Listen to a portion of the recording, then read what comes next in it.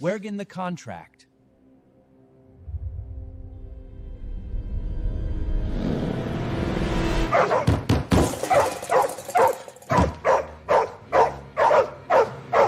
跟住翻到去點咧，就話，跟住就話，我細個做過直銷嘅喎，我知咩料嘅咯喎。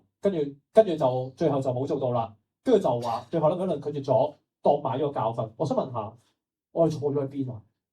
佢了解過啲咩啊？所以你見得到嘛？聽好嚟啦，原來香港好多人對於呢個行業嘅了解程度僅限於此。所以今天有啲人行埋嚟話：喂 Kevin 呢行咁耐，咁都得做？係啊，你望下大家嘅了解程度咁都冇得做。咁啫喎，聽過下啫喎。所以當然有啲人會話：喂 Kevin 難做喎，佢唔了解喎。聽好嚟啦，一盤生意10個人，9個人話好做，1個話唔好做，好做啲，定係調翻轉頭9個話唔好做，1個都好做。後者點解？因為前者係點啊？好似珍珠奶茶冇咁，大家已經衝咗過去啦，係咪？後者咧，後者嘅視覺係點啊？後者嘅視覺就係邊個？點解會9個人唔認同？因為未開發市場，邊個開發市場先就邊個贏。情況似啲乜嘢咧？30年前嘅保險業點認同？我以前嘅公司叫宏利保險公司，去到而家接近150年已經。30年前香港保險業嘅態度係點啊？對於呃人呃錢係咪啊？詐騙係咪？聽好嚟啦！我舊公司宏利喺30年前120年啦，你班人都仲係覺得詐騙啊？去到而家係咪浮晒上所有保險業？係咪啊？OK， 呢一個行業初代嘅所謂直銷公司幾耐咧？50年代到而家，去到而家60幾年。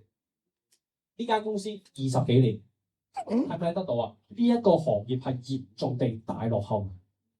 咁 OK， 去翻我頭先個邏輯同理論。如果我想揾錢，去一個行業係全行都識嘅，全香港都識，定係去一個未有人識嘅行業 ？OK， 歡迎嚟到消費神。好得嘅，你兩個人啦。咁啊，甚至乎咧，有啲人會問我：呢啲係我舊底嘅，點解咧？我會要繼續擺啲相咧？你當然你見到有啲人啦，開始咧佢唔係抨擊緊俾人呃，而係咩咧？而係人身攻擊，人身攻擊。甚至乎啦，呢個啊，我用咗好幾年啊，點解？因為我仲未揾到條友出嚟啊。係啦，就係咁嘅。呢度有就話啦，我同大家講住你得大扎嘢，呢句就重點啊。到而家就冇啲寬報或者我打下翻出去認咗佢啦，就話叫佢去嗰條女，叫咗好多姊妹去，好多女。仲有佢啲生日派對好油膩，我專登再 highlight 翻呢個。因為點解？我做咗9年都冇人約過我。佢竟然有都要去，我做咗9年都冇機會去。我真係檢討咗自己9年，都唔知點解。但係好好笑，佢話點解公司嚟嘅咁樣。咁你見到有啲人起哄，即係譬如話啊，俾人呃咗點算啊？有啲話有寫條背景啊，係就報警啦，就啲一大扎嘢。OK， 一大堆咁樣嘅嘢。你哋開始會留意到，應該會留意到啲細節就係、好似係有一班人有預謀，又或者係專登咁樣講嘢，係咪啊？見到嘛？有啲人專登會約定去講呢一啲嘢，發生啲咩事咧？跟住原來我哋呢一個行業會見到幾種人。第一種係乜嘢咧？同行。咁啊，同行多講啦，同行如敵國係咪？咁根據第二個同行係邊啲咧？有機會曾經接觸過呢一行嘅人，頭先講下曾經過呢行先。嘅同行即係咩意思？即係話，好似我頭先講，帶團隊係咪有人走咗啊？咁我咪曾經喺呢行做過啊？呢一度做過啊？跟住變咗同行係咪啊？咁佢會點？咁如果佢要揾拗呢度啲人生意，佢會點啊？不斷惡意攻擊，挑起事端。實質後面有冇邏輯㗎？冇邏輯㗎喎。點解啊？點解甩咗爛嘅男朋友？因為傳銷點解？我做過咯，邊間 Betty 嗰間係呃人㗎，所以你都冇做嚇？見到嘛？冇邏輯㗎呢樣嘢。但係就會俾同行者曾經喺度做過呢個行業。第二係邊一種咧？有啲行，點解講得咁樣嘅？因為有啲係曾經接觸過呢個行業。不過坦白講，第一有啲係真係輸打贏要啊！細個中學考試成績唔好，第一個怪邊個先？老師。點解怪啲時間差？點會怪自己冇溫書啊？先係咪啊？人性心態，輸打贏要。有冇啲咁嘅人喺世界上？有。第二係邊一種？喂，唔係個輸打贏要啊，總有未必個個。第二種係邊種咧？范國輝嘅真係。咁我哋團隊一樣嘢叫四禁。四禁。咁啊4個禁字，有機會咧，啲 senior 會同你講噶啦。咁啊，呢4禁咧係我哋呢度當係我哋家規。當你觸犯咗之後咧，係有機會我哋終止合作嘅。咁啊，包括都其實冇乜特別嘅，係保障大家嘅錢財同埋權益嘅嘢嚟嘅。咁咧，我哋曾經係有一啲嘅 senior 觸犯咗4級，而被邀請離開團隊，因為佢出賣團隊。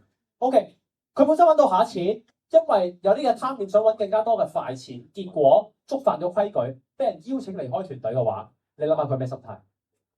佢會唔會話對唔住啊，我唔好，定係會有啲恨意喺入面咧？係咪會有啲恨意怒火？係咪啊？所以有恨意有怒火會點啊？報復。所以點解你話喂，我網上見到人咁樣批評呢一單嘢喎，話有啲好爆喎，好有怒火喎。其實有啲係呢啲咁嘅人專登嘅，係啦。第三係邊一種咧？咁點樣去促使除咗怒火？咁點解有啲人會持續地做咧？喂，我嬲幾年㗎，啱唔啱先？原來後期有啲人點解會常規咁做咧？因為有網上詐騙集團，原來係揾到錢嘅。咩意思咧？大單長期收購，見唔見到？點樣收購上產品啊？佢廣東省、湖南省上門現金交易，唔係元朗天水圍，係省省啊！你知唔知中國大陸嘅省有幾 Q 大啊？上呢個門啊！所以呢個門喎，你諗下，即係唔係元朗去你屋企啊？係廣東省喎，去你屋企喎。OK， 其他省做唔做？做，再約談交易方式。哇，長期偷單過程簡單快捷，10分鐘到帳。一個好簡單嘅諗法。如果我要你便宜低價甩走你手上咁嘅貨品，我會點樣做法？非常簡單，我打擊你做呢一步，係咪？打擊產品有冇用？冇用㗎，因為打擊產品會令到你會覺得你點會收垃圾啫，係咪？所以唔可以打擊產品。你留意啊，佢哋唔會講產品唔得㗎。真正講產品唔得嗰啲咧，係完全識呢行嘅。專業嗰班係唔會講產品，專業嗰班會不斷抨擊行業，話呢一個行業有問題，實質係冇道理嘅。佢哋用嘅方式係點樣樣咧？非常之簡單，佢哋嘅方式叫循環論證。咩叫循環論證？簡單嚟講就係你會見到網上有啲人會話。不斷譬如話，好似頭先Flash 上面啲 post 咁樣樣，我哋都做過呢啲啊，人嘅呢一大扎嘢。當啲人去搜證相關嘅東西嗰陣，上網一撳，去翻佢哋自己嘅 post， 跟住就會攞翻佢自己 post 話嗱，係咪講咗啊？網上面都有話呢一間嘢係咁噶，呢個就叫做循環論證。即係咩意思咧？邏輯上，一個宗教，打一個例子，一個宗教，咩叫循環論證咧？每個宗教都有咁，有2個元素構成最少，一個叫做經文，一個叫做神。每個宗教都有佢嘅神同埋經文。呢叫循環論證啊！個神話經文講嘅嘢好有道理，點解？因為神。咁點解神講嘅嘢咁有道理咧？因為經文講。咁點解經文講得咁 Q 有道理？因為神講。循環論證。點解呢公司有問題啊？因為網上面有啲咁嘅 post， 啲 post 點嚟㗎？我打。佢用嘅一個循環論證嘅方式去嚇人，呢個就係佢哋嘅嘢。所以有啲人會話：喂 Kevin，點解你會知呢啲嘢冇乜特別嘅？因為我哋後期有調查過呢一班人，呢班人全職用我哋嘅模式。係啊，其實後尾我哋 check 咗啦。係啊，巴士司機。咁當然你話面對住一大堆嘅質疑，又或者咁樣嘅不實嘅東西，喂，咁公司有冇反應先？公司有反應嘅。係啦，咁公司有嚴正聲明啦，有落過啦。我哋曾經亦都向過高等法院申請禁制令，咁我哋申請過啲乜嘢咧？呢一度可以睇一睇，禁制被告，即係嗰一啲咁樣嘅人披露有關原告的機密資料，係咪有啲人身攻擊？頭先係咪啊？禁制對原告同埋員工等造成滋擾，未完呢個緊要喎，以假身份偽裝為原告的分銷人員。講多次，以假身份偽裝為原告的分銷人員，即係咩意思？有人扮經銷商話俾人聽，以假身份偽裝為原告的分銷人員，即係咩意思？有冇睇過啲報章？又唔係報章，啲媒體報道啊，我有強，跟住落晒變聲器打大打，我俾呢班仆街咗8萬。有冇睇過呢啲啊？原來一班戲子嘅，OK， 咁我俾大家認知。當然我係 Kevin 啊，使乜理呢班人？唔使理嘅，點解？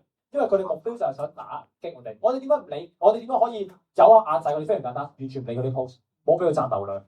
因為佢哋走到最後，你乜都唔做都好啦，冇蝕㗎。個個咁一下賺流量啊，真係。唔知大家留意到講嘢嘅人有咩邏輯問題呢？咁我哋就嚟拆解下佢最主要嘅洗腦方式啦。一、批評者只係唔了解。佢話有人覺得難做，只係因為唔了解。咁就唔使講清楚批評者嘅觀點啱唔啱，只需要不斷講話佢唔了解同對行業有誤解。唔該搞清楚做呢行平均回報嘅客觀事實。喺你哋那間闊餐廳做嘢嘅員工經理應該日日見住你哋做嘢，最了解個行業。點解唔做經銷商要做打工仔？唔通佢哋太蠢？定係因為佢哋未上過心態堂？二、10個人9個人話唔好做，因為9個人唔認同，因為未開發市場。原來對佢嚟講，大部分人唔認同係未開發市場，只要一直心態正面，不斷說服就得㗎啦。唔認同一定代表市場未開發？唔可以係呢個模式有風險、有爭議或者成功率低？佢直接將反對聲音解讀成機會，其實係跳過咗風險評估嘅部分。不如問下你阿爸阿媽姨媽姑姐做唔做你下線？如果父母反對，你就心態正面啲，繼續游說到得為止。三、用保險業做類比。佢話以前保險都被人話呃人，所以傳銷今日被批評都係被誤解。保險業而家有牌照、監管同投訴機制，可以計到 internal rate of return， 可以同傳銷比咩？咁我都揾 Bitcoin 同 Luna 比先。Bitcoin 由幾十蚊美金升到而家6萬幾美金，所以遲啲 Luna 都會好似 Bitcoin 㗎，快啲賣樓賣老婆 all in。四、批評係人身攻擊，有預謀、有組織，將投訴或負面經驗轉化成人身攻擊，就變咗陰謀論。批評者態度有問題，所以唔使認真分析批評內容，掩耳盜鈴。Kevin 唔係話派人查清楚咗咩？不如攞啲證據出嚟睇下。